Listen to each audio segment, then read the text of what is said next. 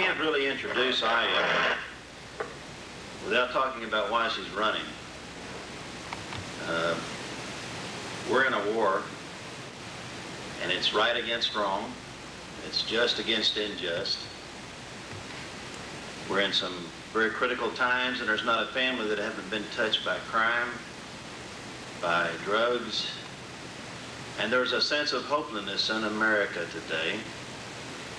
People see that it's happening. We put more police in. We don't see any changes. We change officials. We don't see any changes.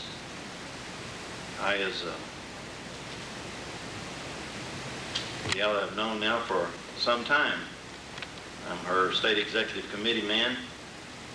I've worked with Aya. Hopefully I've encouraged her from time to time to stay in the battle. I've given her critical advice from time to time. And sometimes, you know, it's difficult to talk to your friends in a critical way and give them advice about going this direction or that direction, how to do this and how to do that, when it's in a critical manner. But Aya is the kind of person that I've chosen to honor and respect and to support and endorse.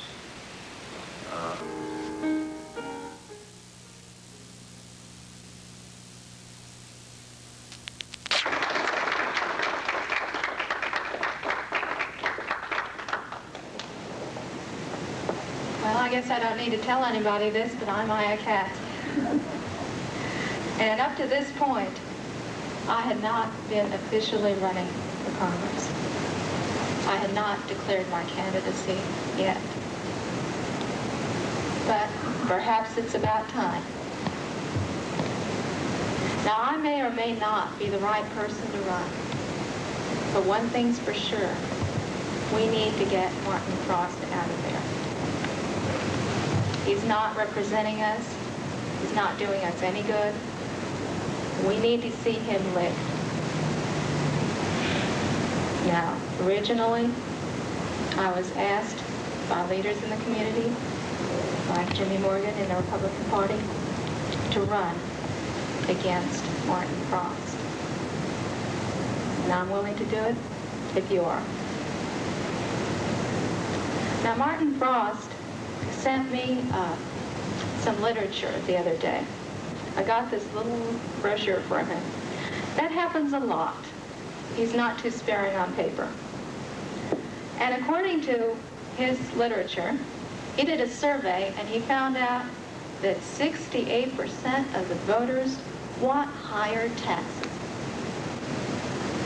Well, he must have been talking to some different people than the ones I know. Of course, if you look at it a little bit more carefully, you'll find that what they were asked was, if there were no other way to balance the budget, would you, A, choose to let the deficit grow, or B, raise taxes? Well, faced with that kind of choice, most people would choose to buckle their belts and bear the burden rather than passing it on to their grandchildren. That's because most people are more responsible and conscientious than the U.S. Congress. But how did we get into this mess in the first place? Was it the taxpayers who spent more money than we had? Did the taxpayers print paper money to cover bad debts? Did the taxpayers throw money around as though it grew on trees? Well, I don't think so. Not unless people like Martin Frost and the rest of the Democrats in Congress really and truly represent the American people. And I don't think so.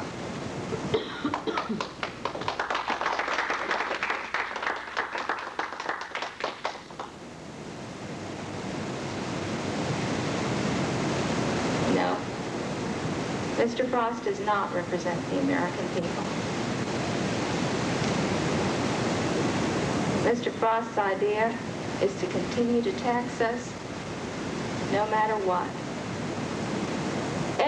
I go, when I listen to politicians speak, I hear them say, let's raise taxes.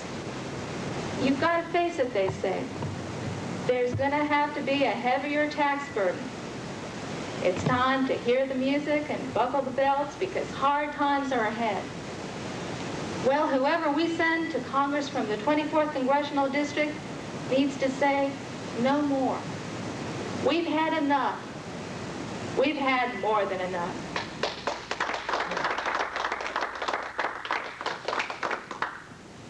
Now, President Bush kept saying, read my lips, no new taxes.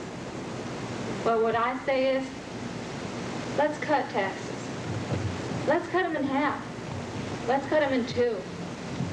Because you see, the best defense is a good offense. You're not going to be able to hold off the vultures and say, no more, no higher, just this much and no higher. Because they'll wheedle you, and they'll needle you, and they'll say, just a little bit higher, just a little bit higher. Well, if we're paying 5% taxes, would it make that much difference if we paid 7%? And if we're paying 25%, how about 30? Would that make such a big crunch? And if we're paying 50%, and if it is 70%, how about 90? And if we're paying 90% of our income to the federal government, would it make such a difference if we made that 100? Well, no, it wouldn't make much of a difference, because you'd be just as dead at 100 as you would be at 90. Now, I'm not exaggerating. You see, Mr. George McGovern, who was the presidential candidate for the Democrat Party in 1972, ran on a platform of 100% taxation. Not Mr. Frost, of course. Mr. Frost is a reasonable man. He just wants us to raise our taxes a little bit higher. However high our taxes are, Mr. Frost will always want to raise them a little bit higher.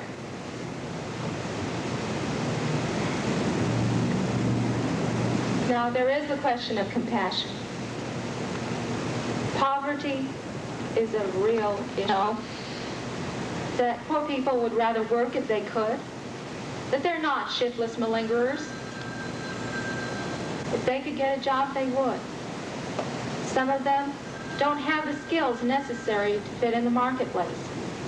And some of them are too ill or enfeebled by old age.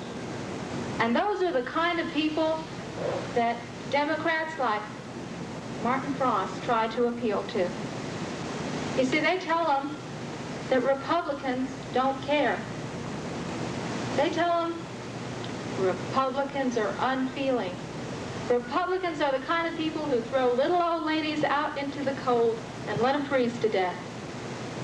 And Democrats take care of them. Well, that's not so. Whoever we send from the 24th Congressional District to Congress will care very deeply about the less fortunate, but will also know that they need to be given the space to grow stronger, and they need to be allowed to take care of themselves. Martin Frost loves to help people. He loves to give them handouts. And he loves to have them come begging and scrimping. But maybe they wouldn't have to beg him for the money if he hadn't taken away some of their hard-earned cash. I want to talk to you about taxation, but I'm not talking about taxing rich people. I'm talking about taxing poor people. Now, I spent a lot of time working on my income tax return the last couple of weeks, and I'm sure many of you did. I don't know whether you notice this or not, but anytime somebody makes over $400 a year, they have to pay some of that as Social Security taxes. Think about that. $400 a year. Now, if those Democrats are so compassionate, why do they take the bread away from the mouths of the needy? Why do they take money from somebody who barely managed to make $400? Well, maybe it's so that they can give it back to him sometime in the form of a welfare check. Maybe it's so that he can lose his dignity. Maybe it's so he'll be thankful and he'll say, "Yes, sir. Thank you, sir, Mr. Frost." Now, America's civic and religious organizations do need to help the less fortunate. And yes, there will always be some people who need help. But before we take a handout and give it to someone, let's make sure we're not taking away from him money that he's rightfully earned. Money that is his. Money he can be proud of.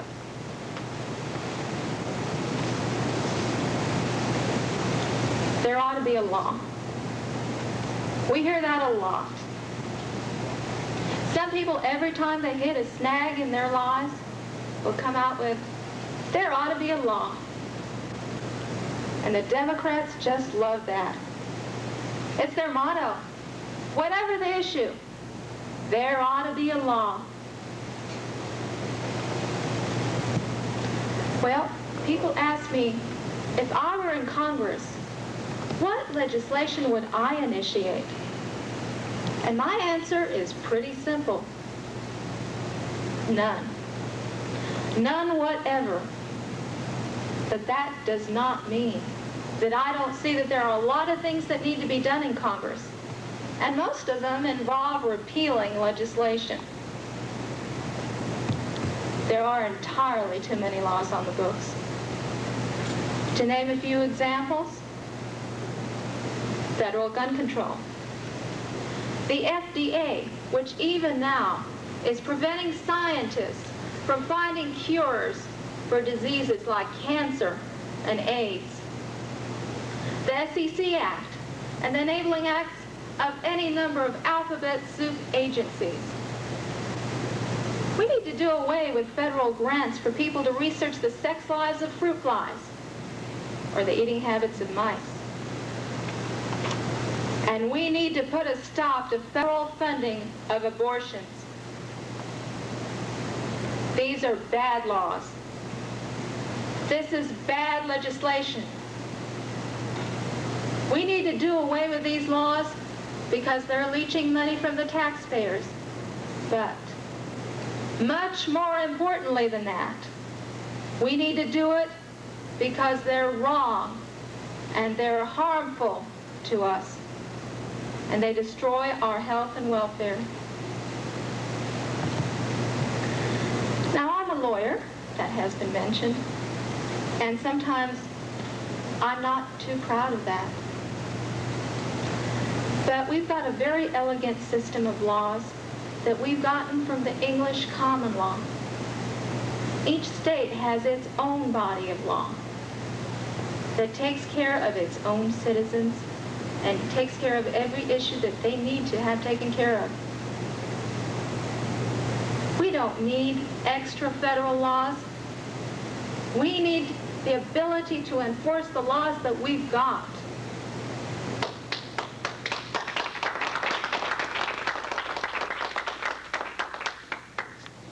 And there's that neat trick the federal government has of taking our tax money and then handing it back to us with plenty of strings attached.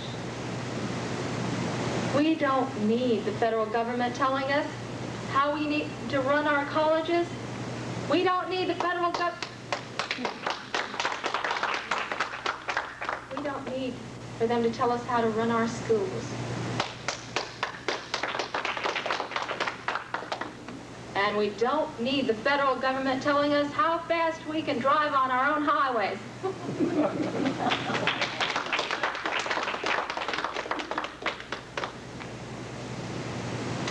there ought to be a law, says Martin Frost. Well, I say, no, there shouldn't be. The First Amendment to the U.S. Constitution starts with the words, Congress shall make no law. Congress shall make no law. Has a nice ring to it. Congress shall make no law. Amen. Okay.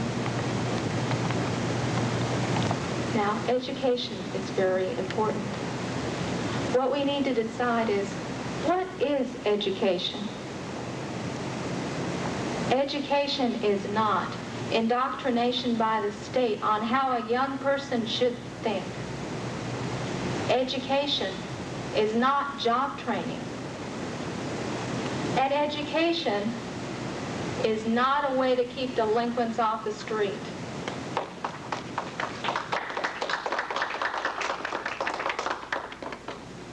When this country was founded, we had the highest literacy rate in the world, but we didn't have a Secretary of Education.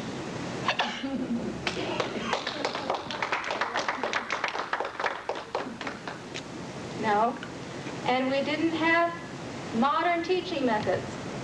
We didn't even have public schools at the time. Now, how did we get this high literacy rate? Well, the churches were strong, and the family was strong, and parents took personal responsibility for their children's learning.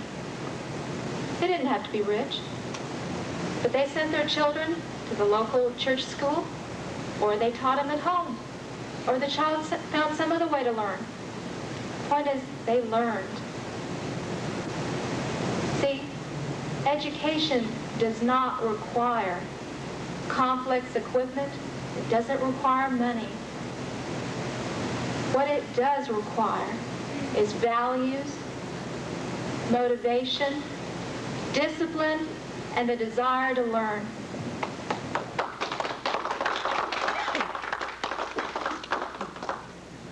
Now, I heard a small child ask Martin Frost, are we going to need to have a longer school year?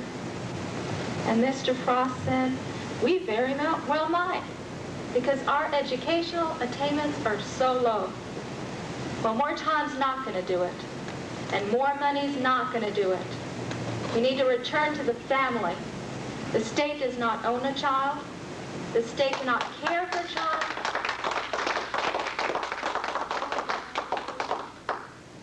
The state cannot nurture a child, and the state cannot discipline a child. Let's return our children to their parents. The best way for a child to learn how to read is for that parent to take the time out to read with that child during the nursery school years. And maybe more parents would have the time to do that if they weren't so busy working overtime to feed the federal government or just filling out their tax forms.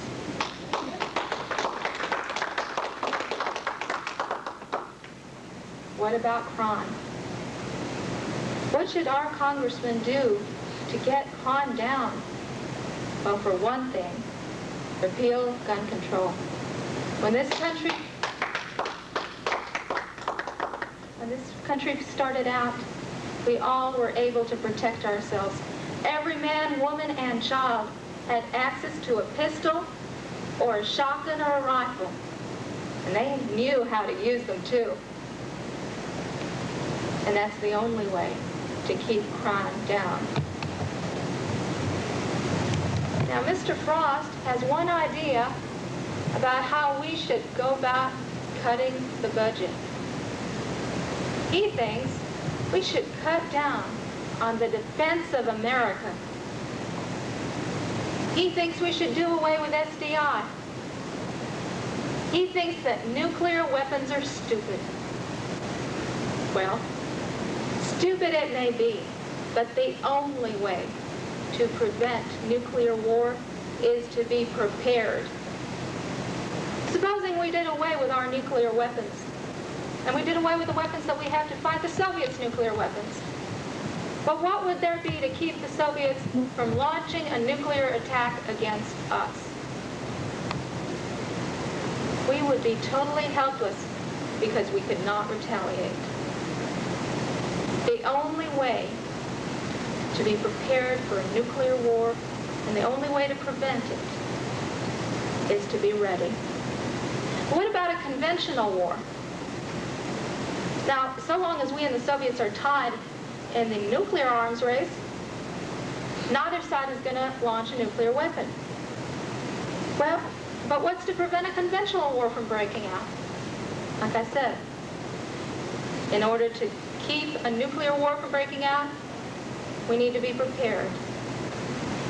And in order to stop a conventional war, we need to be prepared to fight it. Then maybe it won't happen. So we need nuclear weapons, and we need strategic defense initiative. But we also need fighter planes and aircraft carriers and submarines and tanks and artillery. But we also need maintenance on all those systems. You know, the most disgraceful thing that happened in recent years was when President Carter sent our armed forces on a mission to Iran, and the helicopters fell apart on the job. It's not enough to buy sophisticated weapons. We have to maintain them, and we need to have people who know how to use them. That gun that you keep in your desk drawer, it's not going to do you a lot of good. It hasn't been cleaned and oiled, and if it's not loaded. And it's not going to do you any good if you haven't practiced firing it. Defense is the only legitimate function of the U.S. government, and it's the one part of the budget that we can't afford to cut.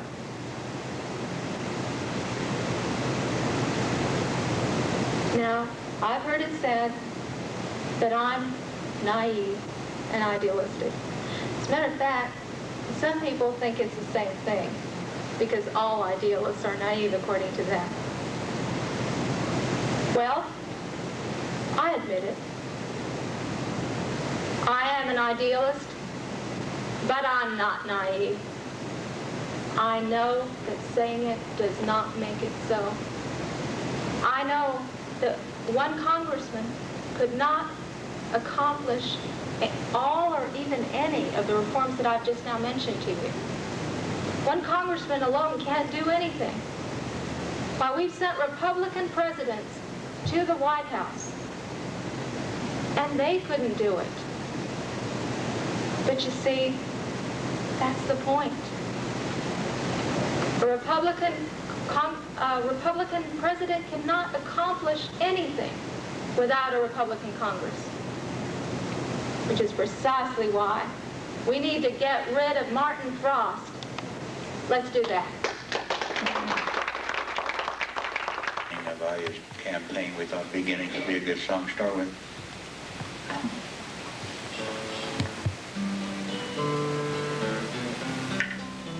King's X. Anybody in here play guitar besides him? You know what it is when you have new strings on a guitar? It's like a piece of elastic. More like gum, you know, just keep stretching and stretching. Well, we've been stretching these strings for over a week.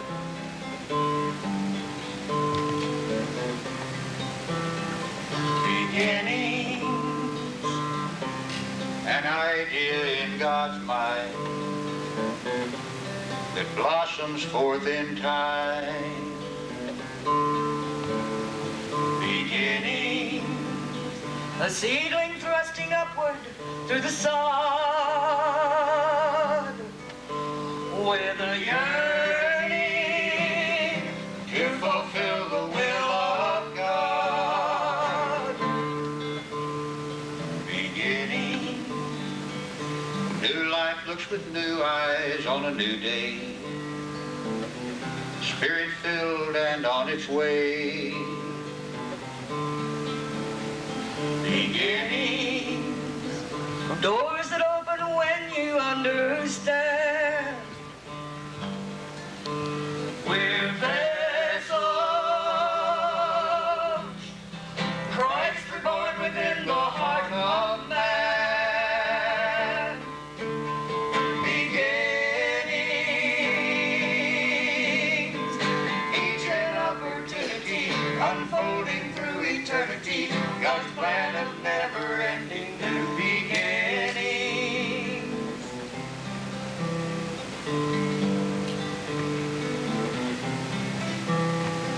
beginnings.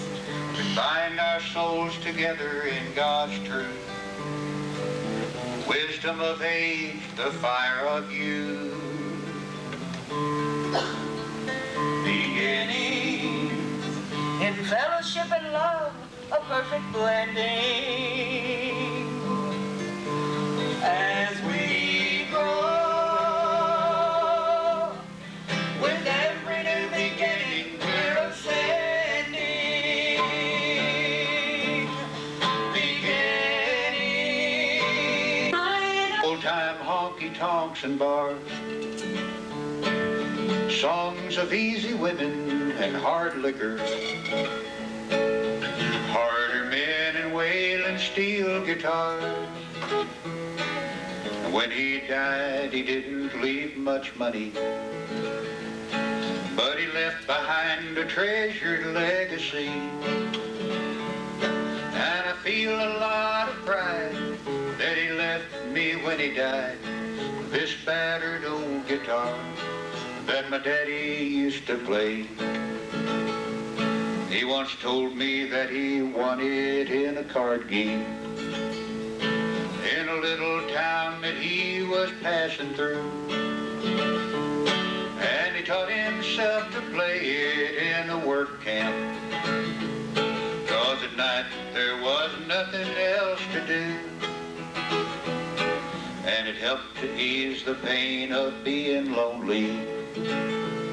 Somehow it helped to keep away the blues. And to me he never died, 'cause he left his soul inside of this battered old guitar that my daddy used to play. Well, it's old and worn and battered from 1,000 midnight bars, but it's got a world of soul in every string.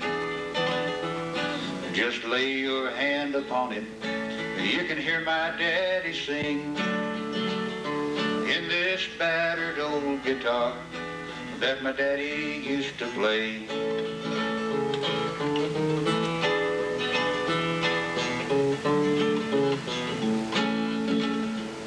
Well, I guess that I could have it fixed and polished, but I'd rather keep it just the way it is. Although I know it's old and worn and battered, well, that's just the way it was when it was his. And I know there's folks would say I'm being foolish, but when I play it I can feel him near. And it would mean the world to me if I could play as well as he on this battered old guitar that my daddy used to play. Well, it's old and worn and battered from 1,000 midnight bars, but it's got a world of soul in every string. Just lay your hand upon it, you can hear my daddy sing. In this battered old guitar that my daddy used to play.